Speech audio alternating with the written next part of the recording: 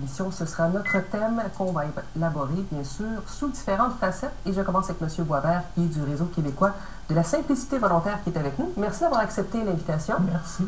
Vous êtes aussi le porte-parole de la journée sans achat. Vous le faites à chaque année. C'est une campagne qui revient. Et ça s'inscrit, dans un grand mouvement qu'on appelle ce regroupement, ce réseau pour la simplicité volontaire. Exactement. Depuis 5 ans, on organise des campagnes à chaque année. On se sert de la journée sans achat comme point de départ, mais on fait une campagne qui s'étire jusqu'à Noël. Quel est un peu l'objectif qu'on vise avec ça? L'objectif premier, c'est, on sait que la période des fêtes, c'est peut-être la période la plus intensive d'achat, de consommation. Alors, on le voit avec le fameux Black Friday, qu'au Québec, on a rebaptisé Vendredi fou, puis je crois que l'adjectif s'applique encore plus parce qu'on voit des gens là, faire la file des heures, puis ensuite se précipiter dans les magasins, tout ça. Donc, c'est une folie d'achat. Aux États-Unis, c'est beaucoup concentré autour de la fin de semaine qui suit la Thanksgiving, mais ici au Québec, bon, ça démarre, puis ça s'étire. Oui, et même il y a certaines campagnes, c'est 4 vendredis cette semaine, et puis c'est la semaine des rabais, c'est plus que le vendredi. C'est ça, donc on étire, il y a le Cyber Monday qui était hier, ça c'est pour les ventes par Internet, donc c'est vraiment une frénésie d'achat. C'est comme si on vit déjà dans une société de surconsommation, mais c'est comme à l'approche des fêtes, c'était exacerbé, puis c'était la folie. Là. Pour ça, je trouve l'adjectif est plus bien choisi. Donc, nous, on se servait de cette journée-là, qui existe depuis plus de 20 ans, la journée sans achat, qui avait été lancée justement pour faire contrepoids aux excès du Black Friday. On se sert de cette journée-là pour lancer une campagne, mais qu'on fait durer jusqu'à Noël, pour sensibiliser les gens justement dans cette période-ci, à consommer de façon plus raisonnable et plus responsable aussi. Parce que c'est ça, ça touche à la fois à la consommation, donc à l'économie, aux finances personnelles, on rappelle aux gens de ne pas trop s'endetter, mais aussi à l'environnement, forcément. Bien, puis plus que jamais, parce qu'effectivement, dans le passé, le côté néfaste, c'était peut-être des gens qui dépensaient trop et se retrouvaient avec des problèmes financiers, ça c'était un aspect. Mais maintenant, à ça s'ajoutent les problèmes environnementaux, on le voit, on est en train d'épuiser les ressources de la planète. Je disais récemment, il y a un groupe qui mesure l'empreinte écologique de la planète et à l'échelle mondiale, la moyenne, c'est 1 planète et demie. Donc, en une année, on consomme 1 fois et demi ce que la planète peut renouveler en termes de ressources, les terres arables, l'eau, minéraux, etc. Ça, c'est l'ensemble. Au Canada, c'est 3 fois et demi. Donc, chaque Canadien consomme 3 fois et demi ce que notre territoire pourrait nous fournir. Aux États-Unis, c'est 4 fois. Alors, on vit dans une société de surconsommation, mais à un rythme qui est insoutenable. Donc, en plus, comme je disais tout à l'heure, la surconsommation, ça va entraîner des problèmes personnels, mais là, ça entraîne des problèmes à l'échelle de toute la planète, là, en ce qui concerne l'environnement. Alors, c'est doublement important d'être plus raisonnable dans notre consommation, puis encore plus à cette période-ci. Alors, il faut faire la nuance, par contre, quand on dit consommation raisonnable, consommation responsable, ça ne veut pas dire non plus qu'on va bouder le plaisir pour autant. Vous invitez les gens à découvrir d'autres façons, dans le fond, d'avoir l'esprit à la fête, d'offrir aussi. Oui, ça aussi, c'est une question qu'on aborde souvent. Puis je l'avoue, on n'est pas contre Noël, on n'est pas contre les cadeaux, on n'est pas contre de fêter, de se faire plaisir. Ce qu'on dit aux gens, c'est qu'il y a d'autres façons. L'exemple, l'an passé, on avait une campagne qui s'appelait « Quand même un cadeau ». Et on disait aux gens, bon, ben, pour cette année, je ne t'ai rien acheté, mais je te fais quand même un cadeau. Et on invitait la population à donner des suggestions. Une qui revenait souvent, c'est des échanges de services. Par exemple, vous connaissez quelqu'un qui va déménager sous peu ou qui a des travaux, ben, vous dites, je t'offre 4 heures ou 8 heures de temps, je vais aller t'aider à peindre ou à faire tes boîtes. Ou un autre exemple qui revient souvent, c'est les grands-parents qui offrent à leurs enfants de garder des petits-enfants pour offrir une journée ou une fin de semaine de répit, parce qu'on le sait, ceux qui ont passé par là, d'avoir des jeunes enfants, ça devient rapidement essoufflant. Alors, c'est un cadeau qui est immatériel, mais qui fait parfois autant plaisir, sinon plus, que de recevoir une 32e cravate ou un set de tasses thé. Parce que vous l'avez mentionné un peu hors d'onde, on s'en parlait, on dit souvent là, le temps c'est de l'argent, et ce dont on manque le plus, c'est souvent du temps. Donc, ça peut être du temps pour toutes sortes de... Bien, ça a une grande valeur parce que bon, beaucoup de gens, justement, sont pris dans une course. Là, toute la semaine, on travaille, on va chercher les enfants à la garderie, il y a plein d'activités. Alors, on n'a pas beaucoup de temps. Et je trouve, comme il est rare d'en offrir, ça a beaucoup de valeur. Encore plus que de prendre... parce que souvent aussi, les gens, bon, ils se font une liste, ils disent, bon, cadeau pour un tel, un tel, un tel. Puis là, c'est comme, il faut s'en débarrasser. Fait qu'on dit, ok, j'achète ça, ça, ça. Fait qu'on coche notre liste, puis on dépense de l'argent, mais des fois, comme je disais tout à l'heure, c'est des cadeaux qui font plus ou moins plaisir. Alors si on se dit, bon, un tel, je sais qu'il va aimer telle chose, telle activité, donc je vais lui consacrer un après-midi, par exemple. Exactement, où souvent les personnes âgées sont moins mobiles, fait d'offrir d'aller les amener faire des courses, à des rendez-vous chez les médecins, des choses comme ça, ça peut faire parfois plus plaisir que juste de recevoir un objet quelconque. Et la simplicité peut se faire aussi quand on reçoit ou quand on est invité aussi, parce Exactement. que souvent ça peut devenir lourd pour une personne d'inviter. On redécouvre par exemple la table partagée ou des choses comme ça. Il y avait justement des gens l'an passé qui nous faisaient la suggestion. C'est une dame qui, elle se souvenait lorsqu'elle était petite, ses tantes, sa mère, sa grand-mère se réunissaient la fin de semaine avant Noël, puis passaient toute la journée à cuisiner, préparer des plats pour le temps des fêtes. Puis, bon, ils en profitaient pour jaser, tout ça. Puis elle, à un moment donné, elle parlait avec ses sœurs, puis elle disait « Ah, pourquoi qu'on ne ferait pas comme ça? » Puis ils ont reparti depuis quelques années, cette tradition-là. Les sœurs, ils sont, je crois, 5 ou 6 sœurs. Ils se rassemblent, ils passent une journée complète à faire à manger et le travail les échanges et tout. Ouais, mais c'est surtout de se retrouver, donc, de donner un sens aussi, si on veut. C'est une occasion de se poser la question, oui. Comme quel sens on veut donner aussi. Oui, puis moi, je me souviens des personnes âgées qui me disaient, lorsqu'elles étaient jeunes, Noël, il n'y avait même pas de cadeaux. C'était seulement les réunions familiales. Il faut dire, les gens étaient plus pauvres peut-être à l'époque, mais les souvenirs qu'ils en gardent, c'était des très beaux Noëls, parce que toute la famille était réunie, parfois des gens qui étaient au loin. Ils revenaient toujours pour Noël, puis c'était le repas, c'était ensuite, bon, les activités, tout ça, mais ils étaient heureux même sans rien se donner. Fait que c'est possible de revenir à cet esprit-là, puis de dire, bon, le but, c'est peut-être d'être avec ceux qu'on aime, puis passer des bons moments. Et on remarque aussi, parce qu'il y a des études qui sont faites également, bon, on a parlé de consommation, mais la consommation aussi, elle évolue. Là, on a remarqué que les sites d'achat de seconde main, comme on dit, ou les achats usagés, ça aussi, ça devient même très tendance. Ça s'inscrit dans ce mouvement-là aussi. Ben, il y a deux choses. Je pense que présentement, il y a une mode du recyclage, de la récupération. Il y a des artistes qui font des objets, des œuvres d'art, des bijoux, des meubles, avec des matériaux qu'ils retrouvent. Donc, c'est une espèce de tendance.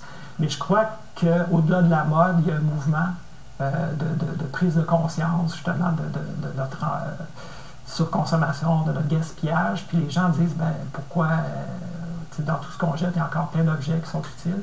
Alors, ça aussi, j'ai entendu des fameuses piges dans des familles, là, on met tous les noms, puis on pige une personne. Puis des gens que je connais, eux, la règle, il faut que ce soit un objet qu'on a déjà. Qu'on a déjà, c'est ça. On ne peut pas acheter un nouveau cadeau, que ce soit quelque chose qu'on avait ou qu'on a récupéré. Alors, je crois que c'est un mouvement aussi qui, j'espère qu'il va durer, mais présentement, ça semble être la mode, parce que je voyais un sondage, il y avait, je crois que c'était 15% des Québécois qui prévoyaient donner un cadeau recyclé cette année. Bon, ça a apparu là 2-3 semaines. Là, fait souhaitons que ce ne soit pas juste une mode éphémère cette année, mais que ça dure. Oui. Bien, merci beaucoup, Jean-François Boisvert, d'être venu. Et on a la journée sans achat aussi, le site Internet pour trouver d'autres suggestions. Oui. Merci à vous. Bonne soirée.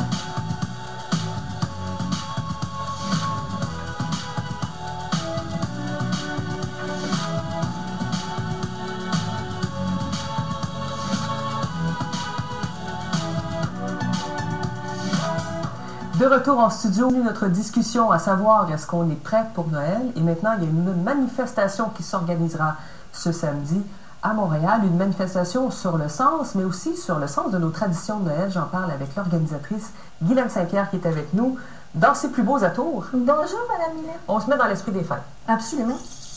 J'ai reçu justement ceci d'une juive. Et je pourrais dire aussi que la communauté juive fête Noël.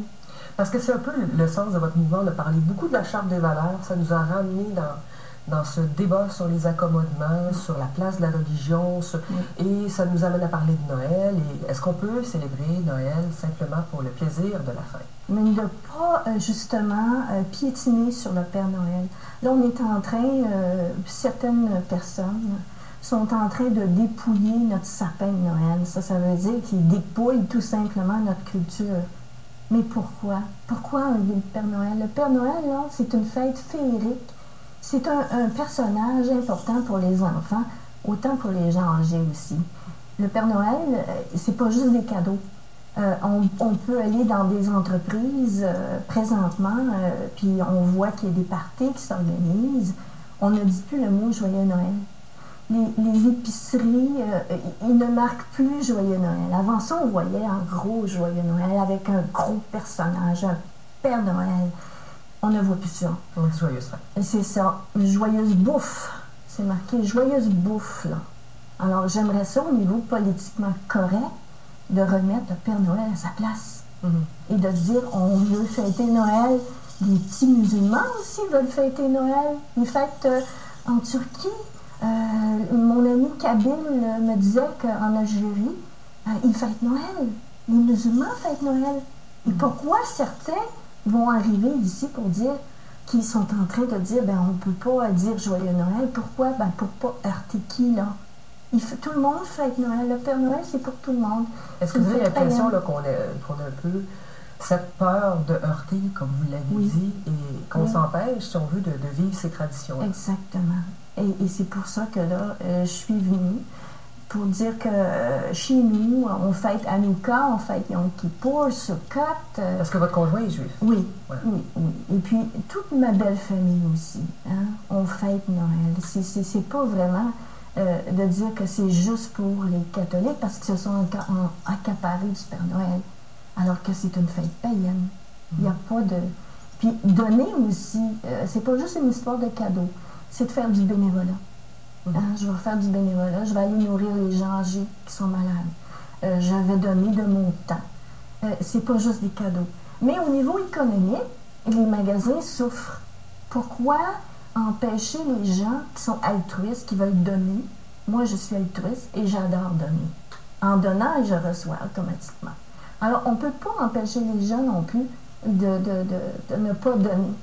Alors, moi, ce que je veux lancer comme message, c'est Noël, c'est une fête de beauté, de joie et de plaisir à donner autant qu'à recevoir, là. Mais de ne pas s'empêcher d'avoir honte. On n'a pas à avoir honte de notre culture. Et ça, c'est un enjeu présentement, la culture et l'identité du Québec. Et est-ce que c'est le débat sur la charte qui vous a surtout interpellé? Absolument. Oui. Oui. Parce que le Père Noël, on le traite comme un signe ostentatoire, alors que ce ne l'est pas.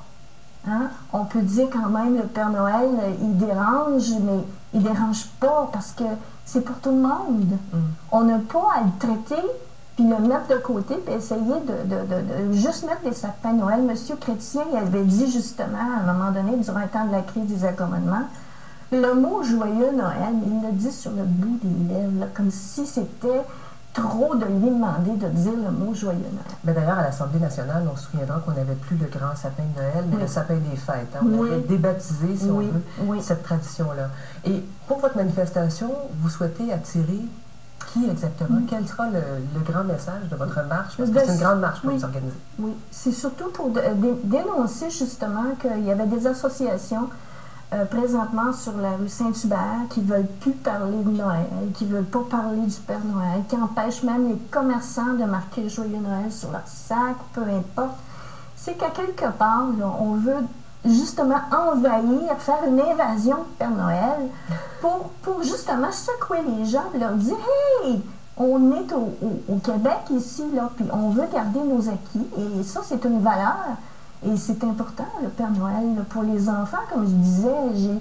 J'ai eu plein de sourires aujourd'hui, des petits-enfants, des petites filles, puis c'est tellement merveilleux de leur voir leur visage. Les gens âgés aussi, hein, ils nous sourient, puis on a du plaisir. Parce que c'est des couleurs aussi, le rouge, c'est des couleurs de fête. Hein? Oui, le chapeau. Même mon vétérinaire qui est musulman, quand j'ai été à son magasin, Mon petit garçon, il m'a pointé avec mon chapeau, puis il m'a dit, Guylaine, j'ai acheté mon chapeau de Noël. Alors, c'est juste pour dire que c'est simple. Pourquoi compliquer tout? Hein? Pourquoi empêcher les gens de vivre et de partager? On peut modifier, on peut changer, améliorer, mais pas interdire tout. Moi, je suis contre ça. Là. Donc, pas faire de chasse aux sorcières, pas faire de chasse à des symboles qui n'en sont peut-être pas non plus. C'est ça. C'est féerique. Dans le fond, vous voulez avoir une certaine contagion d'esprit des fêtes. C'est un peu ce que vous souhaitez. Oui. Puis le plaisir de donner de la joie.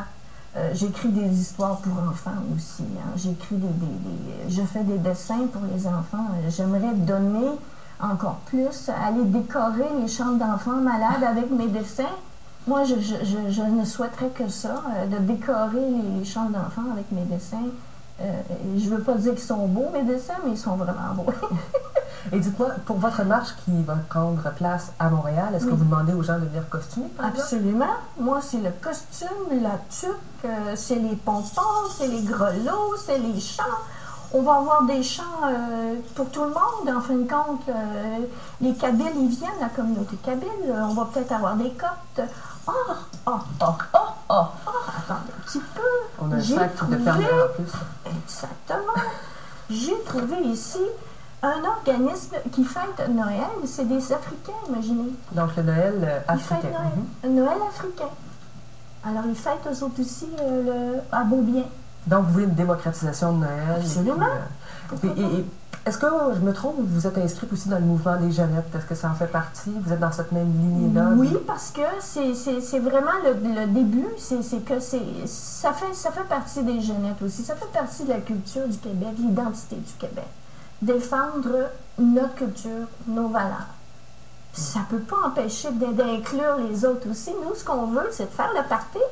Puis de dire aux gens qu'ils soient musulmans, chrétiens, n'importe quoi de coptes, kabyles, rentrez avec nous, venez fêter Noël. C'est comme ça qu'on va pouvoir faire la contagion. Mais c'est une contagion qui est belle, qui apporte du sourire, de la lumière durant le temps les plus noirs de l'année. Novembre, c'est le mois des morts. Décembre, il fait noir, hein? Puis janvier aussi. Alors, mettons de la lumière, de la joie, de vivre et fêtons ça. Et Madame Saint-Pierre, on va vous souhaiter un joyeux Noël et une bonne manifestation. Merci beaucoup. Merci à vous. Merci.